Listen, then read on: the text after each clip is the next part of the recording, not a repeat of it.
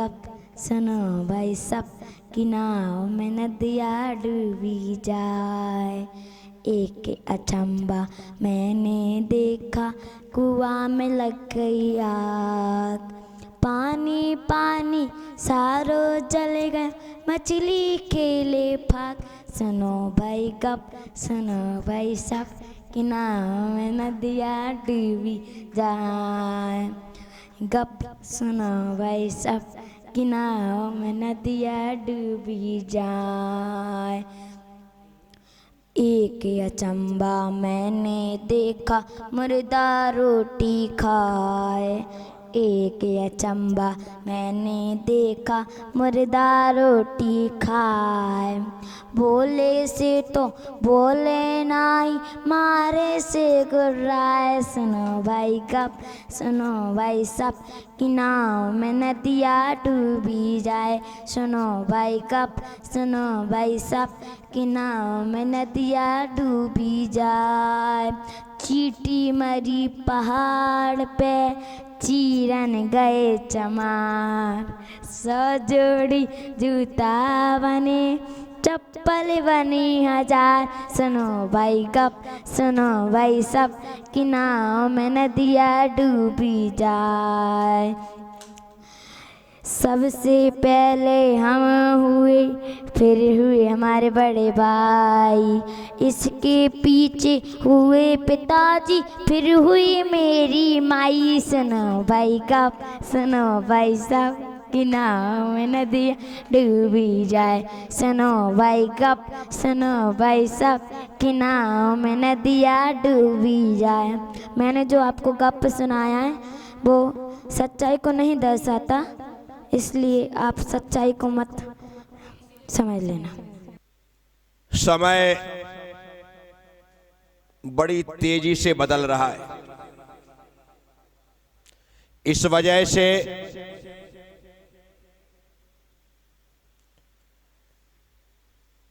जो परिवर्तन वर्तमान में देखने में आता है,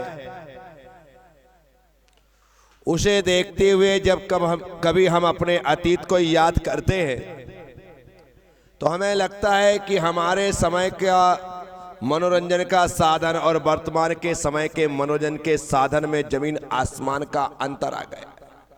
पहले किसी प्रकार की कोई डिवाइस नहीं थी, कोई टीवी नहीं थी, कोई इंटरनेट नहीं था, किसी प्रकार के संसाधन नहीं थे कि लोग इनके माध्यम से मनोरंजन करते। पहले हमारे बुजुर्ग अपने पूरे परिवार का, अपने सभी बच्चों का एंटरटेनमेंट करते, और वो भी बोध कथाओं के माध्यम से, वह भी नैतिक शिक्षाओं के माध्यम से। उनका सिखाने का बताने का तरीका ही अलग होता था और वो हंसाते हंसाते बहुत कुछ सिखा देते और बच्चे भी बड़े इंटरेस्ट से सुनते थे। हम सब लोगों ने दादी की कहानियां, नानी की कहानियां सुनी है, क्योंकि ऐसा कोई घर नहीं होता था जहां दादी नहीं होती थी, और दादी होती थी तो दादी का एक ही काम होता था, पोते पोतियों को संभालना, उनको ज्ञान देना, शिक्षा देना।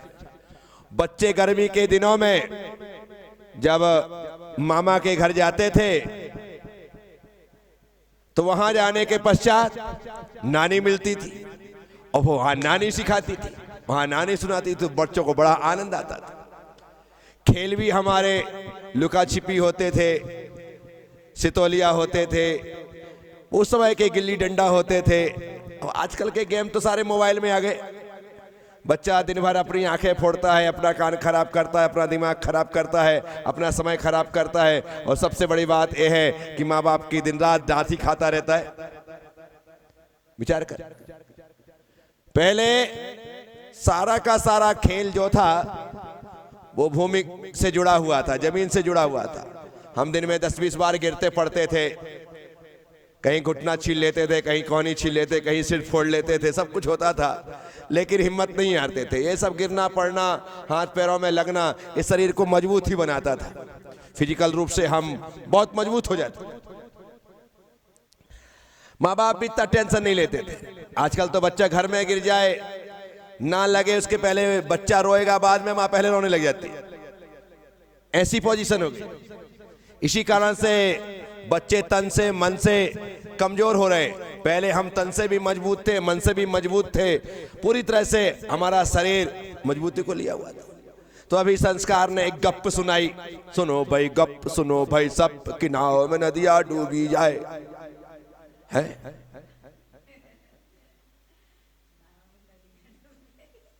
बताओ। अब नदी में नाव डूबे समझ में आता, नाव में नदियां, चींटी मरी पहाड़ पे चीरन गए चमार, चींटी मरी और उसके लिए चमार गए, हैं चीरन गए। 100 जोड़ी जूते बने, चप्पल बनी 1000। कमाल की चींटी थी, हैं हाथी से भी कई गुनी बड़ी। एक गप्पे ये पहले बैठ करके हमारे बड़े बुजुर्ग सुनाते थे, बड़ा आनंद आता था।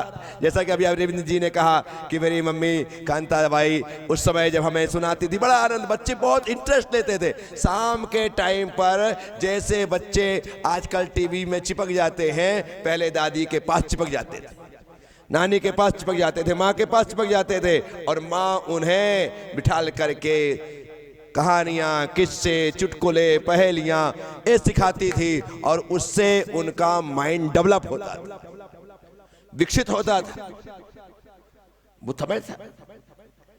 तो ऐसी बहुत सारी गप्पे चलती थी। ऐसे ही दो गप्पी मिल गए और बैठ करके गप्पे हाँकने लगे। अब गप्पे तो गप्पे, उनका तो कोई और छोर होता नहीं। एक गप्पी ने दूसरे गप्पी से कहा है कि यार आज मन करता है कि शानदार अपन दोनों गप्पे सुना। बोले हाँ हो जाए। बोले जिसकी अच्छी गप्प होगी, शानदार गप्प होगी, बस आज उसे पार्टी दी जाएगी, उसे मिठाई खिलाई जाएगी। सामने वाला खुश को मिठाई मिलेगी, और क्या चाहिए। आज पार्टी देते, पहले मिठाई मिल जाए, लड्डू मिल जाए, उसमें खुश हो जाते थे। दोनों में बात हो गई। तो पहले तू सुना, नहीं पहले तू सुना, नहीं पहले तू सुना, ऐसा तू सुना करके आधे घंटे से में निकाल दिया। तो इसने कहा ठीक अब सुन। बोले मेरे दद्दा के दद्दा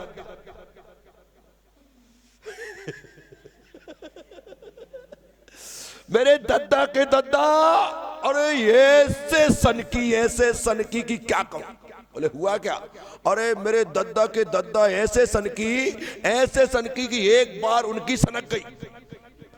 बोले फिर क्या हुआ। और फिर क्या हुआ, उन्होंने इतनी बड़ी नसैनी बनाई, इतनी बड़ी नसैनी बनाई कि अपने घर से हिमालय तक लगा दी, अपने घर से हिमालय। और फिर क्या, दद्दा फिर नसैनी से चलते बोले फिर चलते हिमालय में चढ़ गए। वाह। बोले फिर क्या, जब दद्दा सबसे पहले हिमालय में चढ़ने वाले हुए, इससे बड़ी कोई गप हो सकती है। बोले तेरी कोई गप है क्या। बोले मेरी सुना। बोले मेरे दद्दा के दद्दा ऐसे पहलवान कि अच्छे पहलवान हमारे दद्दा से घबराते थे। बोले फिर हमारे राजा हमारे दद्दा का खूब सम्मान करते थे। बोले फिर अरे दद्दा को हमारे राजा ने अपनी सेना का सेनापति बना लिया। बोले फिर अरे एक बार एक राजा ने आक्रमण किया। बोले फिर अरे बहुत युद्ध हुआ, यहाँ से तीर वहां से तीर, यहाँ से बार वहां से बार। बोले फिर अरे फिर क्या था साहब, सामने वाले राजा ने हमारे दद्दा के 2 टुकड़े कर दिए। बोले फिर हमारे राजा ने हमारे दद्दा की ये दशा देखी तो उन्हें बहुत दुख हुआ। उन्हें कहा कुछ भी हो जाए ये दद्दा के दद्दा तो बचना चाहिए। उन्होंने आओ देखा ना ताओ, सामने एक भैंस खड़ी थी, उसके 2 टुकड़े करवा दिए। बोले दद्दा के टुकड़े से भैंस के टुकड़े का क्या। अरे सुन तो सही। बोले दद्दा के 2 टुकड़े पड़े हैं, दद्दा ने भैंस के 2 राजा ने भैंस के 2 टुकड़े करवा दिए। बोले फिर बोले दद्दा के ऊपर के धड़ से भैंस के नीचे के धड़ को सिलवा दिया। भैंस के नीचे के दड़ को सिलवा दिया। बोले फिर? अरे फिर क्या था, रोज रोज दद्दा के दद्दा और 4 किलो दूध।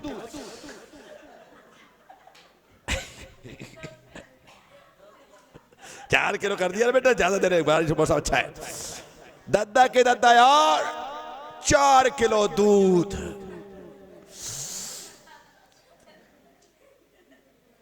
समझ रहे? ये पहले इंटरटेन का ऐसा माध्यम होता था, लोग बैठ करके सामूहिक रूप से उन्मुक्त रूप से हंसते थे, मुस्कुराते थे, खिलखिलाते थे। आजकल तो टीवियों में वो फूहड़ता देखते हैं, वो गंदगी देखते हैं, वो गलत चीजें देखते हैं, और वहां पर कोई स्वस्थ मनोरंजन के नाम पर टीवी लगी है, लेकिन वहां पर मनोरंजन नहीं है, मनोभंजन है। हमारा मन ही भंग हो रहा है, हमारा मन ही विकृत हो रहा है। इसलिए मैं आप सबसे कहता हूं, पहले के समय में जो मनोरंजन होते थे वो पूरी तरह से स्वस्थ मनोरंजन कहलाते थे। नाटिकाएं होती थी, रामलीलाएं चलती थी, रासलीलाएं चलती थी। नुक्कड़ में आकर के कलाकार कभी हरिश्चंद्र का नाटक दिखाते थे, कभी कोई नाटक दिखाते थे, और पूरा का पूरा गांव देखने जाता था। कहीं भी जाकर के बैठता था, पूरा नाटक देख करके आता था। 10-10 दिन की रामलीलाएं, जैसे ये नवरात्रि आदि आती, 10-10 दिन की रामलीलाएं चलती थी। दशहरा के दिन रावण का मरण होकर के वो सारा पूरा रामचरित्र दिखा दिया जाता था। ये प्रक्रिया होती थी।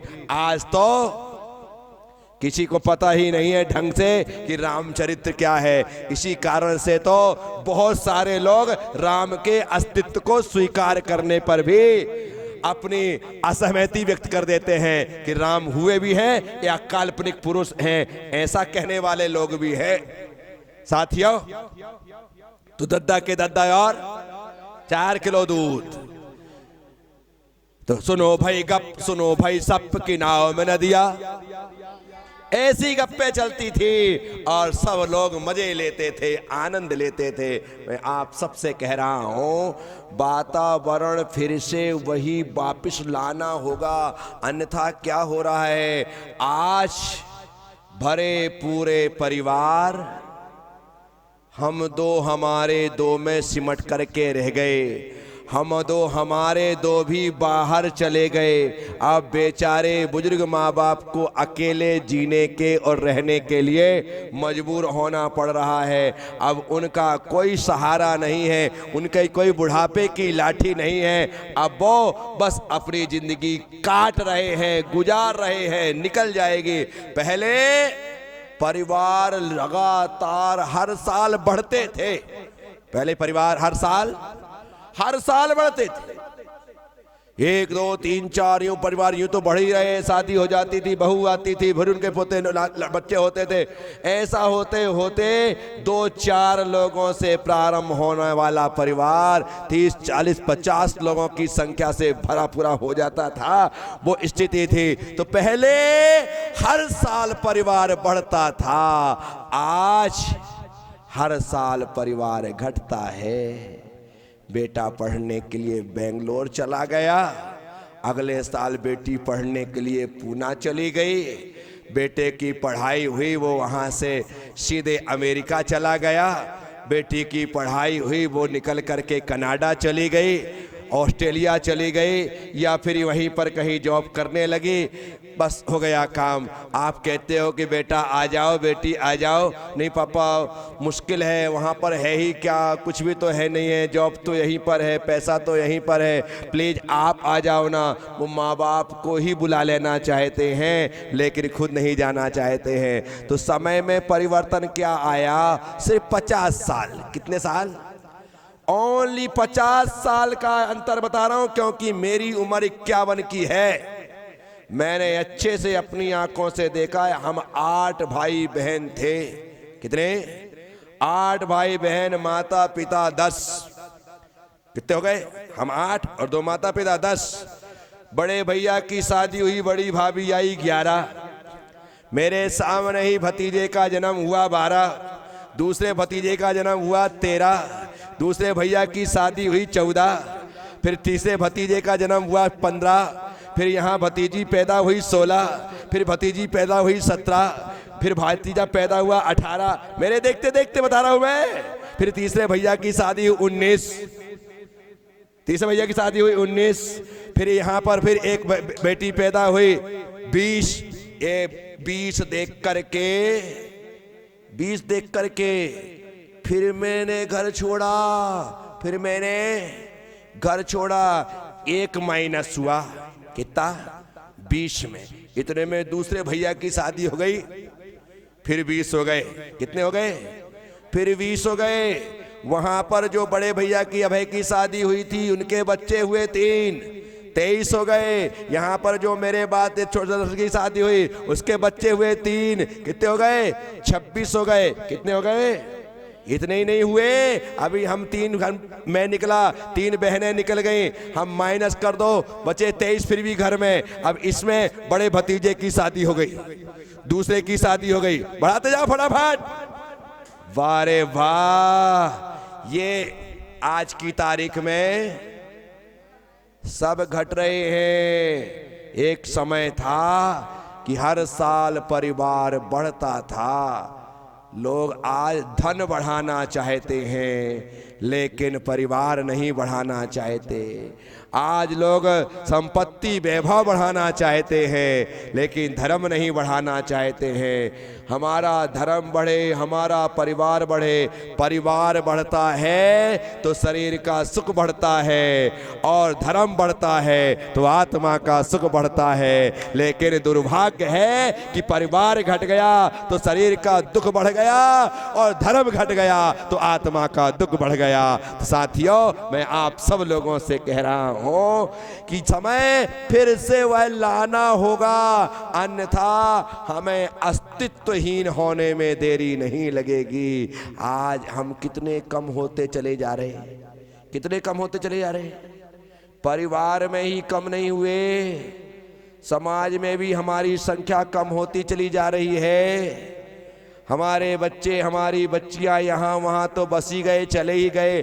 अन्य कास्टों में शादियां उन्होंने कर ली, वो हो गया। लो, थोड़े से थे, और जो थे वो भी दूसरों के खेमे में चले गए। हमारी समाज, हमारा धर्म अस्तित्व के लिए जूझ रहा है, लड़ रहा है। हमारी आवाज कोई सुनने को राजी, कोई सरकार नहीं सुनती है, कोई हमारी आवाज, हमारी पुकार नहीं सुनती है। क्योंकि हम हैं कितने? मुट्ठी भर। हम हैं कितने? मुट्ठी भर। 0.37% हमारी पॉपुलेशन है 140 करोड़ में। आप यदि परसेंटेज निकालो तो हम आधा परसेंट भी नहीं है, 0.37। कितना? विचार करिएगा साथियों, जब तक पुराने दिन वापस नहीं लौटेंगे, तब तक हमारे धर्म का अस्तित्व खतरे में ही रहेगा, हमारी जातियों का अस्तित्व खतरे में ही रहेगा। इसलिए आवश्यकता है पुनः उस धर्म की, उस साम्राज्य की, उस परिवार की स्थापना की, वैसे ही माहौल को पैदा करने की। लेकिन ये सिर्फ बातों तक ही अच्छी लगती हैं। हम देख रहे हैं कि आने वाले समय में जो मैं कह रहा हूँ वह असंभव है, वह असंभव है, हो ही नहीं सकता। लेकिन कम से कम हम बातें करके इतना तो सोच सकते हैं। मेरी बात सुन करके यदि 100 लोगों में 2 लोगों ने भी समझ लिया तो लगेगा कि चलो 2% ही सही, कम से कम लोगों में सुधार तो आया। तो साथियों, सुनो भाई गप, सुनो भाई सब की नाव में नदिया। तो एक गप्पे चलती थी हमारे टाइम पर, बड़ा आनंद आता था। हमने वो रामलीलाएं भी देखी हैं, हरिश्चंद्र का नाटक भी देखा है। इतना ही नहीं, हमने नाटक किया भी है। वो सब होता था, नाटक भी करते। तो इसीलिए सारी की सारी प्रक्रियाएं वो चलती रही और होता रहा। मैं आप सब लोगों से कहता हूं कि हम अपने आप के जीवन को धर्म से ओतप्रोत करें, तभी जाकर के थोड़े बहुत परिवार में धर्म के संस्कार दिखाई देंगे और वे संस्कार ही हमारे धर्म को जीवित बना करके रखेंगे। आप सब लोगों ने सुना है, उम्मीद और विश्वास रखूंगा कि हम गप में भी कुछ सार निकालने की कोशिश करेंगे। वो तो सुना दिया कि दद्दा के दद्दा और 4 किलो दूध, ना ऐसा कभी हो सकता है और ना कभी ऐसा हुआ है, ना कभी ऐसा होगा, कुछ नहीं हो सकता है। लेकिन पहले हमारे मनोरंजन की ऐसी ही गप्पे और बोलते थे। सबसे बड़ी बात तो यह है कि बताते थे गप है। क्या है? क्या बताते थे? गप का मतलब झूठ है। क्या है? ये बताते थे, लेकिन हंसने के लिए उस झूठ को बोल करके हंस लेते थे और कहते थे भैया इस पे विश्वास मत करना, ये गप है। क्या है? ये गप है। ऐसा बोल करके बात पूरी होती थी। तो आप लोगों ने सुना। ओम नमः, सबसे क्षमा, सबको क्षमा। जय गुरुदेव, जय महावीर।